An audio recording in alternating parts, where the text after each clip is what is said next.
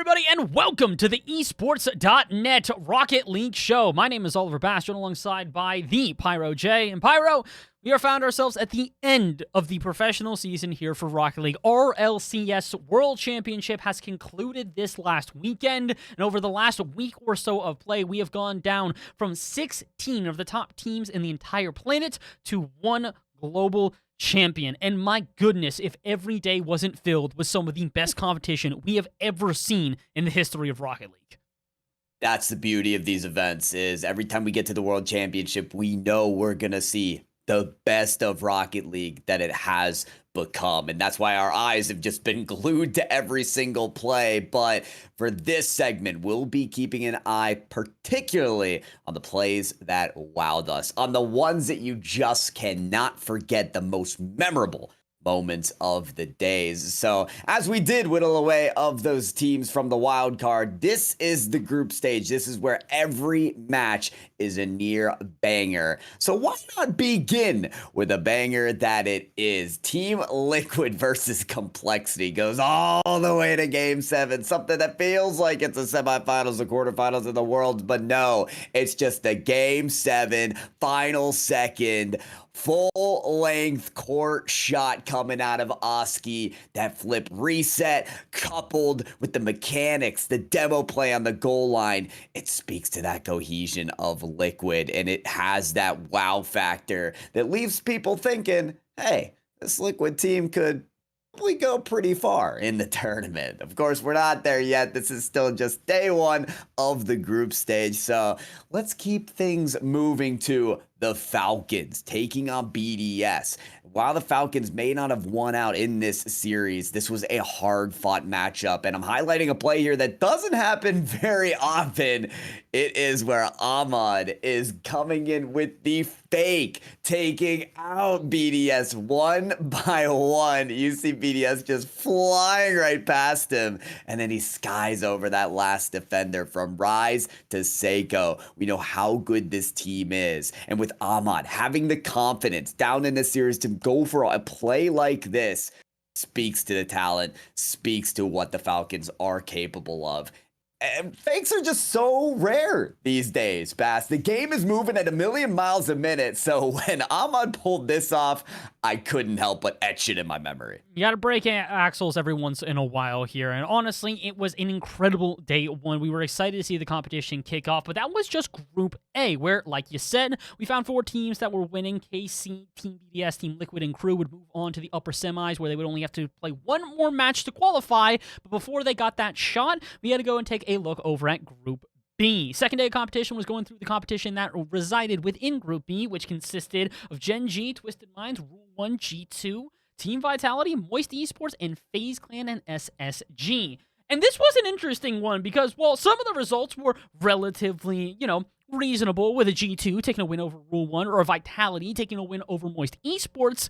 The other sides that we really had to pay attention to, a Twisted Minds, which was hot off the presses coming out of the group, or out of the wildcard stages, one of the most impressive teams throughout the whole event, ran into a Gen G that returned to form. I think it's one of the biggest things to say about this entire World Championship, is we saw a lot of teams that rose to former glory. A Gen G that had won a major in the past all the way back in fall, then also took a win versus Twisted Minds. And along the way, they also had some pretty nice plays, including this delayed flip reset from Chronic, while Abjack runs an absolute muck on the backboard. Chronic, one of the most mechanical players in North America, one of the only North American champions that we have seen over the last couple of years at this point, and his mechanics like this, being able to get a flip reset, lock it in, and wait a moment until you get the entire team jumping, goes exactly to show you why this team was on form. They take a 4-2 victory over Twisted Minds and move on to the upper semis, where they would meet a G2. Meanwhile, on the other half of it, though, was more the tale of upsets here. Space Station Gaming, hot also off the presses coming out of that wildcard stage, found themselves with a lot of momentum against a team that had, let's call it not momentum here. FaZe Clan has been the topic of controversies over the last couple of weeks due to a multitude of different issues, both internally as well as also on the pitch itself, and those problems did not dissipate. FaZe Clan go down 4-1 versus Space Station Gaming, getting sent to the lower bracket.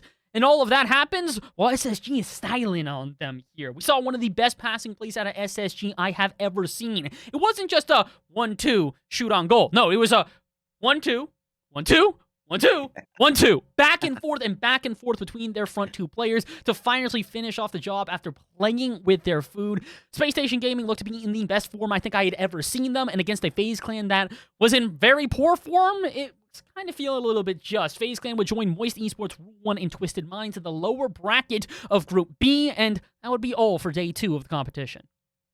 Yeah, so day 2 featured a lot of these upper bracket matches where we're seeing who's going to get that best chance to get that first look into the top 8, that final single elimination style bracket. Where we jump to day 3, that's where we get those teams, those first 4 teams that are getting locked in to those top 4 spots. So why not take it to one of those first teams that locked in the spot against G2 with Gen G. You talked about passing plays with SSG, Bass. I was so impressed with Nolly during this matchup, was dishing out pass after pass, but this play in particular was a wild and uncharacteristic play. It features the ability of Gen G to turn a defensive-sided counter and turn it into a counter attack. Nolly lands underneath this ball, gets the wave dash from the reset just to propel him further, read it off the backboard, and beat every player on the stage across the field. Nolly needs to be highlighted on this play, but also for his overall performance in this 4-1 stomping against G2 to get one of those first spots into the top 8. So they do qualify for that. A few other teams qualified as well through the upper bracket, like Team Vitality, like Team Liquid, but there's one more EU team that stood out to me on day number 3, and that was BDS. BDS, again, showing signs that they can really go a serious distance, and with this play in particular, Seiko is selfless. A lot of these double tap plays, you can kind of go for this cheeky angle on the shot, but instead Seiko just dimes up his teammate, takes it a complete 90-degree angle off the backboard to his teammate to finish the job. And that's the cohesion of BDS mixed in with the mechanical talent of last World's MVP, Seiko. And that rounds out day 3's performances, Bass, of those first top 8 positions. We had 4 positions filled up, like you said, from BDS, Team Liquid, Gen G, and Vitality, setting up 2 sides of the bracket as well. I think at that point, most people were looking at this as the Vitality side and the BDS side, probably the 2 favorites to be able to take this entire competition home, but we had to figure out who was going to join them. The lower bracket was going to be a battle, and it was going to be a battle done in front of the crowds. Day 4 is where the crowds finally get involved in the action. That Championship Friday started to have a little bit of ripping and roaring from different people in different fan bases as well. We saw the Blue Wall show up. We saw Vitality's, I guess, what are they called? The Swarm show up at this point as well. And it was starting to get into a crazy competition. But like you said, with only 4 spots left, it got cutthroat, it got devastating, and it only got worse for a couple of different teams at this point. It wasn't exactly all daisies for everybody. Unfortunately, despite the MENA uproar, we actually had MENA teams have to go head-to-head against each other in order to find any spots in the first place. It was not fun to see, as Rule 1 would eliminate Twisted Minds, and on the other side of that, we would see, actually, I guess technically a little bit of joy here. Team Falcons would get a win versus Secret, and they do so in some of the most beautiful passing plays we saw all weekend, but more of an aerial acrobatic one. The one that came to mind for me in particular was TRK dishing up Khaled due to a cross-court aerial. He literally just kind of, and let's drop down. Perfect plays out of nowhere out of this Falcons team. Were able to secure themselves at least a bid versus Crew Esports, the loser of that Crew and Team Liquid matchup, and a chance to qualify for top 8. But it was not going to be that easy, and to be honest, it wasn't really easy for anybody, including a FaZe clan that continued to struggle. Pyro, we can't overstate this. We can't move by it. FaZe Clan go 0-2 at the World Championship, losing 4-2 to Moist Esports, a team that had to claw their way through the wild card in round 5 versus a team that was a runner-up at one of our previous majors. Yet despite those accolades, FaZe Clan, their worst performance at a World Championship yet, go And in the meanwhile that's happening, they're also getting clipped on. Juicy with one of the best flip reset delays into a bump play I have ever seen. Homie saw a defender, went, sure, challenge me. I'll flip reset under you. Oh, you final defender? You also want some? Come and get it. Bumped him out of the way, found the goal, and led his team to a victory that would be heard around the Rocket League scene. Fourth killer, long dead. Fourth clan, long dead. How about 16th? They finish in 16th place overall. And that leaves us now with day number 5, where we would have to find out who is going to join the top 8, and also who's going to maybe be going home for the final time all season. Yeah, quite a few teams going home now at this point after day 4. And now it's that final step of the lower bracket in each group to see who's going to be joining those top 4 as the last 4 in the top 8 of the bracket for the World Championship. And if you thought Moist trying to beat FaZe Clan was tough, well, they surely had to go through the gauntlet. We'll talk about Moist in a second. For now, I gotta highlight LJ, okay? Oh, we haven't talked enough about LJ winning the offensive MVP, and trust me, for many reasons, but this series against Rule 1 was one of his best that I have seen yet. Check out this double tap here from LJ, just picking up what's left of the play, being in the perfect position, and firing that shot away. This is a series you just gotta watch back, because this isn't just LJ, wow, what an incredible play out of nowhere. No. He was fired up after shot and goal after goal. Mind you, against Roll 1, against a player like Rawaz, who is touted as one of the best defenders in the world. No more sleeping on LJ, only keeping your eyes glued to this player. Standout performance. But I mentioned I'd discuss Moist. I didn't discuss in what context. As Space Station moved forward to that top 8, so did G2 Esports in a sweep against Moist. People didn't know what to expect out of G2. Heck, they came out of the wild card with Moist. But here, expectations were defeated and exceeded as Chicago coming out with this double tap, comes from the ceiling and dodges into the ball. Pinpoint precision. I couldn't get over this shot. Even some of the casters, I think, are speechless. Johnny Boy's just chuckling to himself because he's like, what did I just witness? Johnny Boy, I don't know. Only Chicago knows that he was him in that moment, moving G2 on.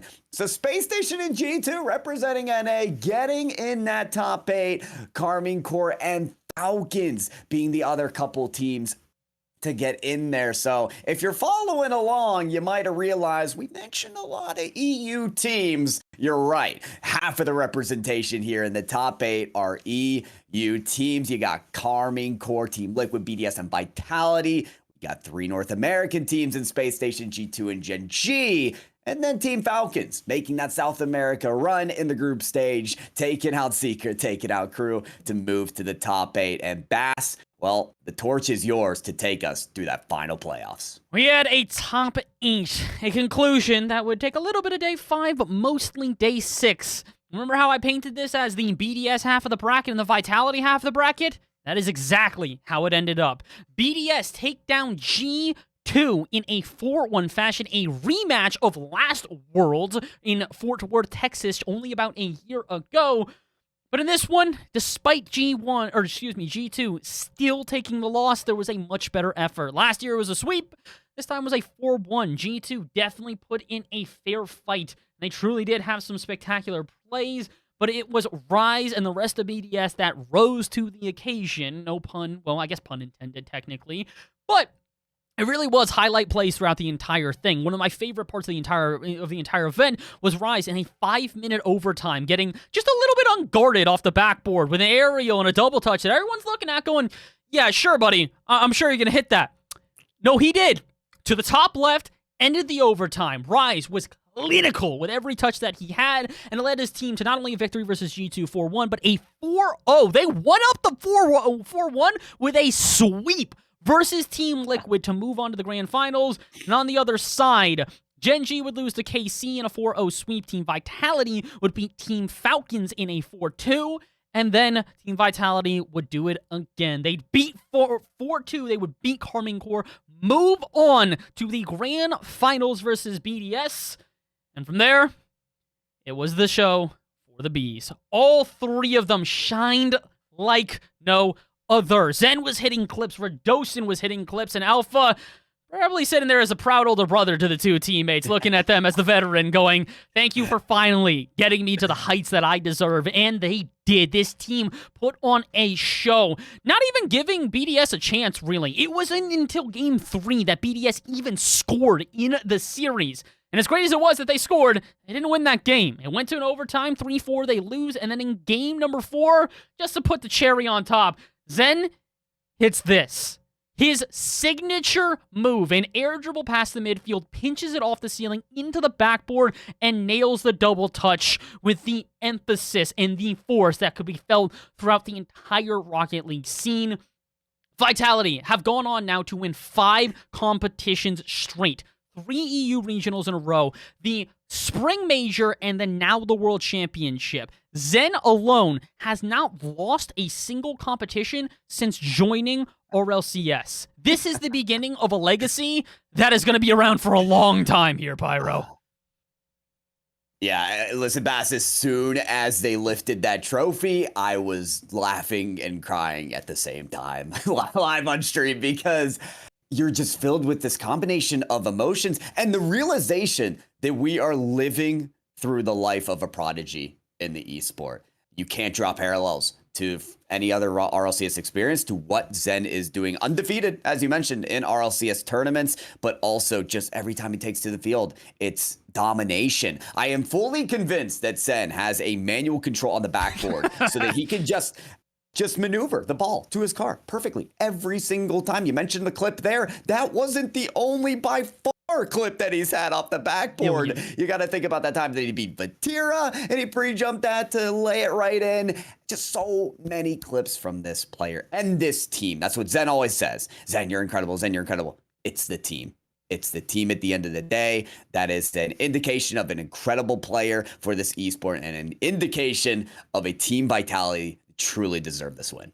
They not only deserve this win, but I honestly think that they're going to deserve a lot more upcoming. They have been given their flowers, but I think there will be many more rose bushes shown their way, as this is just the start, like we said. This team is young, this team is hot off the presses, and this team is getting ready for Gamers 8 as well. This might have been the World Championship for Rocket League, but there is more Rocket League competition upcoming. We still have Gamers 8 in Saudi Arabia for $2 million, basically the same prize pool we just had, a little bit of a tweaked format. So maybe you guys would want us to cover that as well. Let us know in the comments down below.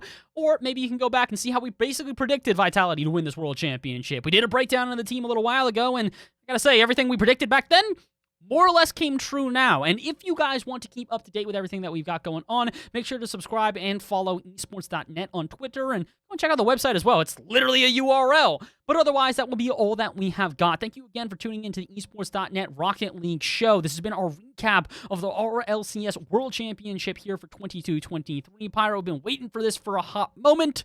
Hopefully you guys at home are not going to have to wait too much longer. We will see you guys next time for even more Rocket League action. Stay tuned. Have a good one.